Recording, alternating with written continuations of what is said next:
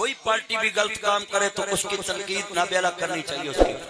और ये कहते हैं जनाब वो औरत जात है, उस पे मत बोला करो, उसको इत्काब उठाओ, हम कभी भी नहीं बोलेंगे।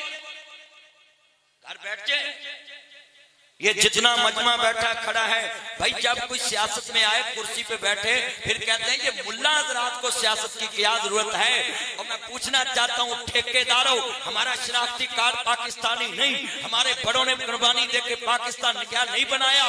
क्या हम पाकिस्तान के बशिंदे नहीं? क्या हमारा पासपोर्ट नहीं? क्या हम कोई दाएं बाएं मुल्क से हिजरत करके इधर मुहाजिर रह रहे? नहीं, हमारे बड़ों की लाशों पे पाकिस्तान बना है। सबसे ज्यादा हमारा हक है हम पाकिस्तान की सियासत करें, पाकिस्तान के नामी बात करें, इसके मफाद में बोले।